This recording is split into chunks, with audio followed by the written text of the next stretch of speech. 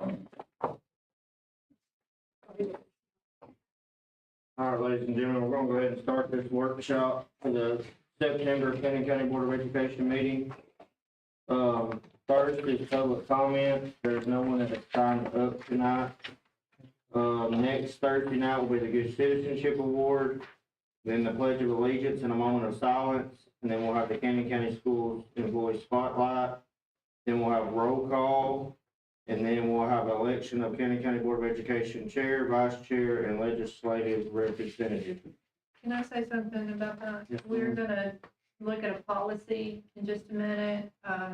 We got TSBA's new recent policy on election of officers. And these are the three that are on the policy. There's not a chairman pro tem, but if you want to do that, you can make a motion or whatever you want to do, because you can do that, but I just went with model policy.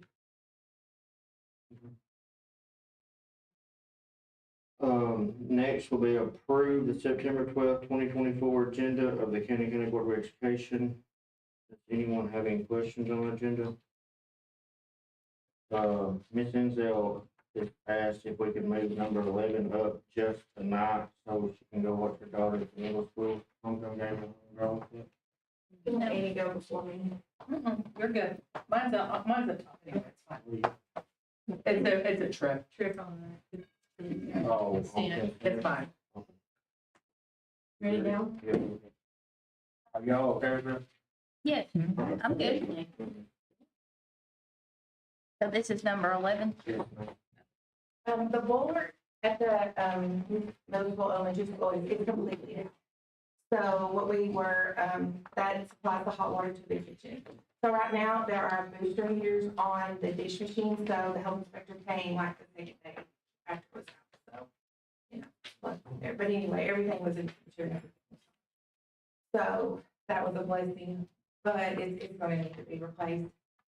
Melanie has talked to Demand and Train. So when they replaced the boiler, it was only 5 years and 3 months old. The warranty was 5. So she's in talks with them. And part of that was when it was the energy efficient program where they came and gave the proposal, and that was one of the things that needed to be replaced. So it's only lasted 5 years. And part of that is the hard water. So if we do take action, I would suggest, and I think this would be Melanie's suggestion too, that we do a new boiler and a water softener system, which will soften the water for that entire cafeteria, is my understanding. You correct me if I'm wrong anytime, Derek. And that'll help with my dish machine too, because we really have to baby that dish machine to make sure it's clean and de-limed and everything all the time. And it was the model of this that came to school, so it has last, but I think 20 years for a dish machine is running out. So in the past month, we've replaced almost all the walk-in freezer, which was around $15,000. We've put in a mini split in the cafeteria, which seems to have resolved the issue with the air in there. We check it daily, and it's never gotten more than 74, which I will tell you, some days in the high school cafeteria, it's harder than that. Because they're, and it's a smaller space. They have the same mini split unit on the wall. So in my opinion, okay for now, because that's going to be a huge expense. But anyway, the boiler is going to have to be replaced. We have to have all. Yeah. But and putting the softener system on that, and then once we do that, is a monthly expense to that with the cooling tower. Yeah, We pay $400 some odd dollars at school, and some odd dollars at the elementary. Yeah. And so that'll be probably another 400. I don't think it'll be. It should, and you shouldn't add that much. It's just about adding in a water softener and just be more chemical. So as of today, they're coming back Thursday, and Melanie wanted them to take a look at the holding tank. There's the boiler, supposed to take it, but because when you start adding the softener, it may break. Yeah. Melanie's just doing due diligence to they're gonna, the buller shot, look at the whole intake at the softener. Do the cost for the softener. Because it will maintain. And the water is so hard over there. Do you have any questions for me?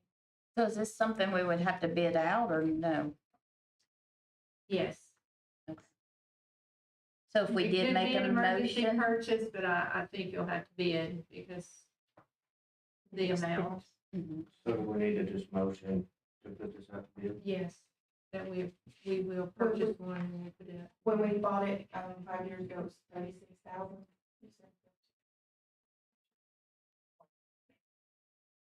Well, the problem will be finding one. For demand and, train. Some of that would be part of state contract with train. I'm trying to get forward. I would just put it to bid and in that bid, you want it to include the water. Do you think that's, do you agree with that? I Mhm. think that was. Yeah, it'll be two separate bids. The water softener won't be, it'll be more part of the chemical side of it. Can we just is add it it, over $10,000? can we just add it to the contract we already have with the guy, or is that? Melanie and then talk about the chemical. It's Chemical got Thursday, too. CNC on But that. we'll know Thursday night how we need to make a motion. And right now, we do have hot water Yes. The health inspector has been. And he is satisfied, so. Thank you. Thank you. Thank you. All right. Back to number 2 is the consent agenda. A is to approve the minutes of the August 8, 2024 regular meeting and August 27, 2024 special call meeting of the Canyon County Board of Education. B is to approve CCBOE Elementary School Boys Head Coach Skylar Thomas, Canyon County Elementary School Girls Head Coach Penny Nichols, Canyon County Elementary Cheer Coach Lacey Eckhart, contingent on clear background check and drug test.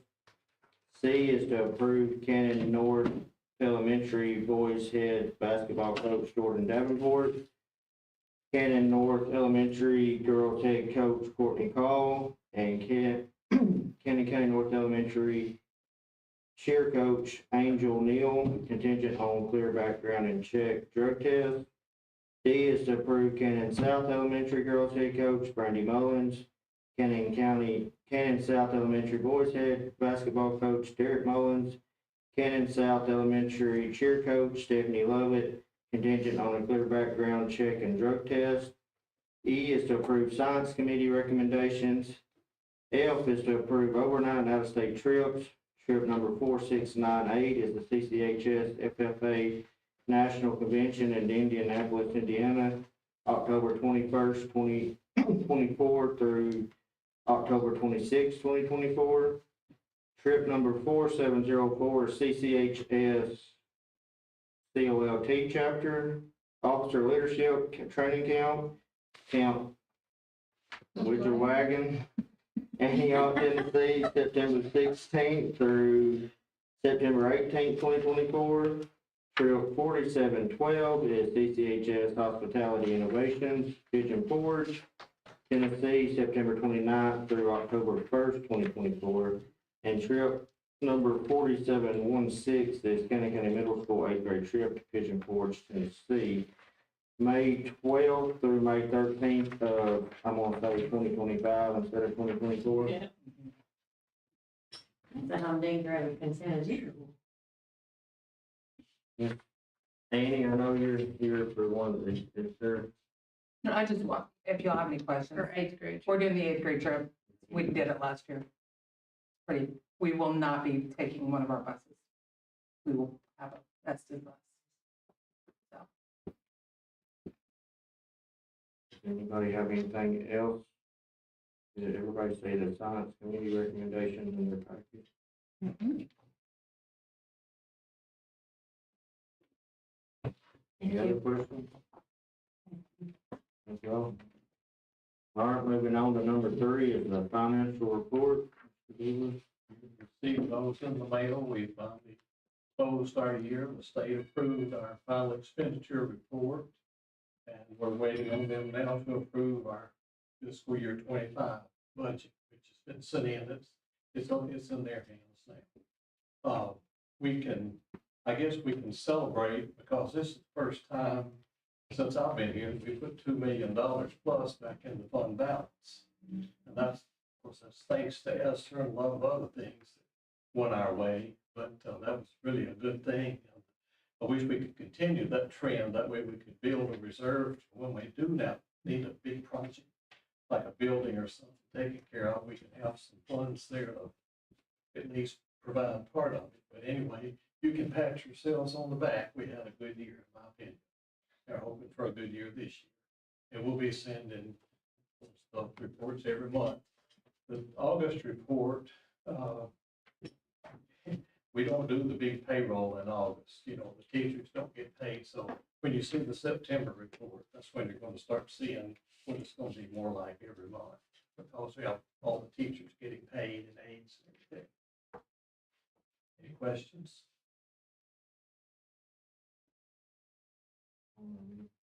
Thank you. Thank Thank you you. for your depth of Number 4 tonight is the ESSER report. See Miss Stephanie, but it was in the package. She's at a federal program conference with Miss Kathy Mullins. What's highlighted is just what she did with the final allocation of what we had left in ESSER 3, discipline, transportation costs, school counselors, and she had $25.46 left, and it went into her mileage for a trip that she took. Okay. Number 5 is also to approve the revised ESSER 3.0 FY 25 budget and all future amendments and addenda that she has attached also.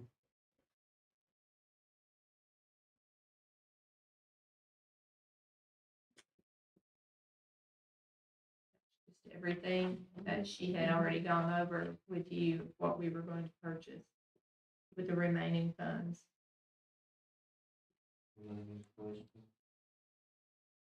All right. Moving on to number 6 is the supervisor's report. Does anybody have any questions on that? Look like there's been a lot going on since the first of the year, or our school year.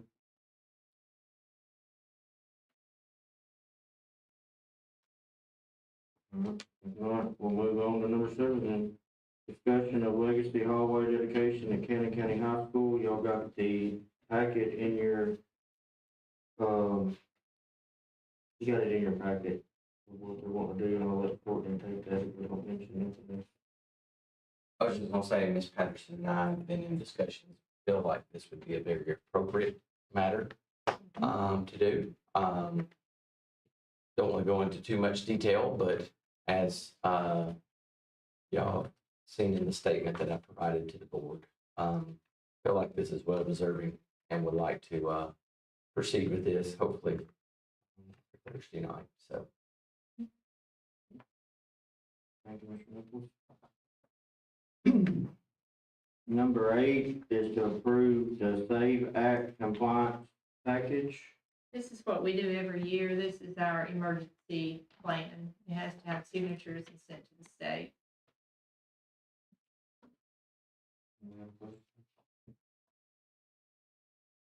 Okay. Well, now, moving on. Number 9 is to approve resolution BOE 2425 number 1 and resolution BOE 2425 number 2. This is just moving some funds. I believe it has the explanation there. It's pre-K budget.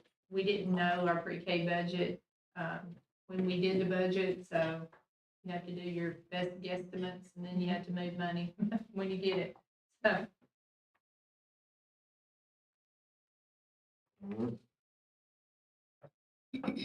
Number 10 is a discussion of an air unit for rooftop over Cannon County Element, or something, did you know? What number 9 did you know? yes. Okay, sorry, I thought I jumped ahead. No. over the County Elementary School and County Middle School cafeteria. Miss Melanie is not here due to air after school, so.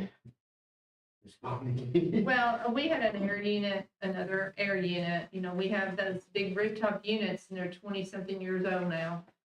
Our new building is no longer new and they're going out. We have been able to put a split unit in the cafeteria, and we have two. And the temps are maintaining with those two. And here she is. We're on the middle air school unit. cafeteria. Rooftop. Yes, last year I spoke about that briefly, about it had went out last year as well. But I didn't have that many complaints about it, it was holding its own. This year we caught a lot of heat about it, but I put another P-TAC in there. I had one brand new one put in there last year, which was, or not a P-TAC, a split unit. It was 3 ton. This year, to make everybody happy, I put another 3 ton. And their temp is holding around 71 to 73 degrees. I've got classrooms that's holding higher than that, that's not complaining, so I feel comfortable with that. The high school actually has 77 degrees in their kitchen because they've only had a split unit in there for years, they said, so they're comfortable with their split unit. Last year when I got prices for those, one company come back with 82,000 to replace that unit, and another company come back with 87,000 to replace that. And so last year was a hard year, so we just opted, or I opted and discussed it, and we felt like, just putting that P-TAC in there, if the high school got away with it, maybe we're good over there, so that's why we experimented with it. So with 2 in there, it seems to be, holding its own. But if you guys want to go on and get one, Train is actually going back and having to redo their bid because it's a year old. So they, they said they'd have to redo the bid, so they're actually coming back tomorrow to check it out. So it's probably possibly gonna be higher than the 87. Because they were the ones with 87,000 last year. MRG was with 82. And the thing about MRG, if you go with them, you still gotta pay Train to tie it in, and that's very expensive. I mean, Train's gonna charge you to tie anything in, it's just crazy. So, How many tons is that unit, do you know? no, it's a big one.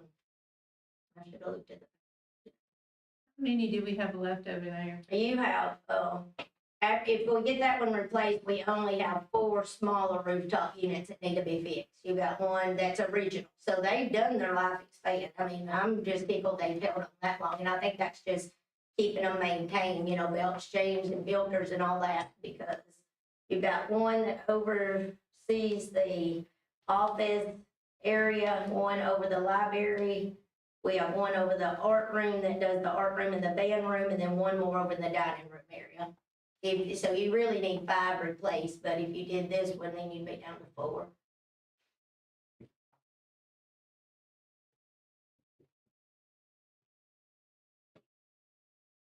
And you said you could use that split unit somewhere else? Yes, ma'am. I'll take the 2 that I put in the cafeteria and I'll use those split units somewhere else. So, I mean, it's not like we've lost any money on that. Those can be taken out easy. You won't ever even be able to tell they was there. So, I mean, I can take those out and utilize them somewhere else if y'all put the big one in. But the Bowler, which budget would that come out of? Both these, No, have to come out of GP. both these? GP or capital outlay? Capital outlay.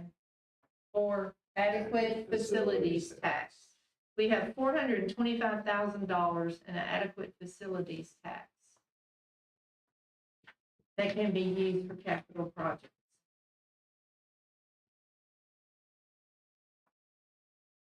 And the boiler, I mean, I've got one price on the boiler so far.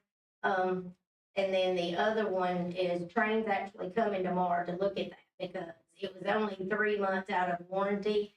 And so, they're coming back tomorrow just to make sure that, and they're talking to the sales guy, trying to get us a better deal because they felt like that it shouldn't have went out that quick. But the man looked at it and so did Train backed the man up that said it's absolutely blowed, it's just hard water running through it. I mean, it's just pure, I mean, when we took it apart, it was totally crusted over with white, you know, hard water. I mean, that's all it is. So, you know, it's kind of like I told Train, I said, if you guys, when y'all put that in, would have told someone to put a softener on that, I'm sure they would have done it at the time. I said, so now that, you know, this has happened to me, I'd already went up above them and said, you know, if we get a new one, I think I need a, you know, softener. So I'd already called the company and I've already got them lined up to be there tomorrow to tell me how much that's gonna cost to have it on there. And then when Train finally called me back, they said, oh, you'll need a softener. I said, oh, I'm already ahead of you.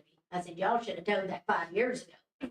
I said, because we would not have been in the mess we're in if you would have just said, hey, put it on there just to be on the safe side. And yeah, that's gonna be another monthly fee. I mean, we already paid for chemicals for the cooling tower at the high school and the elementary school. I think we paid $400 something a month for those.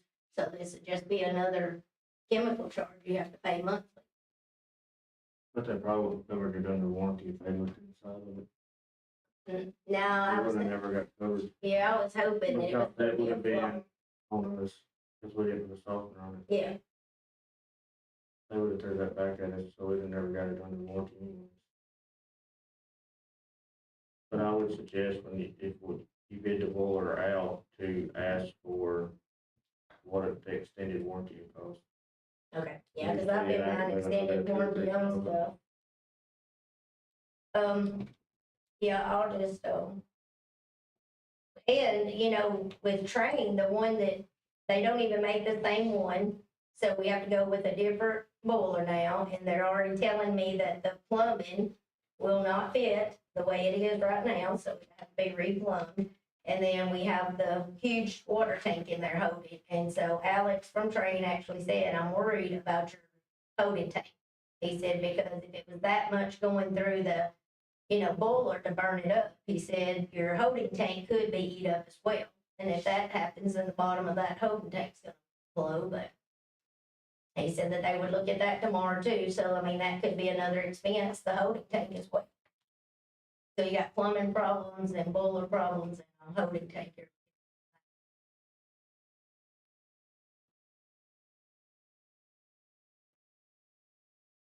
Number 10, you know, just. Me personally, I think we put it for bid. And just say, I mean, we don't have to approve it. Where we're at. See the difference last year to this year. I mean, I'm sure it's going up. I'm gonna say you're probably gonna look at 85 to 95 now. Just what I've been seeing, but I may be wrong. You said the other rooftop units, how much more life do they have? Oh, I mean, it's 23, 24 years old. I mean, they're, normal rooftop doesn't hold up to what, they're 20, 25 You're years. good if you get 20. So, Now you're good if you get 15 of these. Yeah. Anything 2010 and over. But the next problem we're fixing to run into is anything after January 1st, you're gonna have new refrigerant in. And it's gonna be more expensive and it's gonna be a lot. So we're fixing to go back into that. We're not even replaced units that 410A replaced now, that we've not replaced. That we're going to replace with another new refrigerant. So, Y'all's bowler's getting pretty close to the end too, isn't it? The boiler. that I think one we picked- boiler, yeah, the one boiler is, we talked about that one last year. The old boiler, the Oh, original one. oh. So we, you know, they actually quoted that one last year, that was 66,000. It's a bigger, do we have water softeners at the hospital? yes, yeah. Because theirs is all for the cooling tower.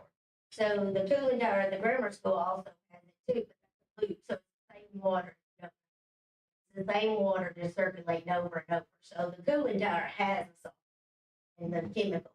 But the kitchen is its own boiler and it's domestic water. So that means it's just pumping city water in 24/7. So you have to treat that different, like that'll be salt and things that you can actually drink.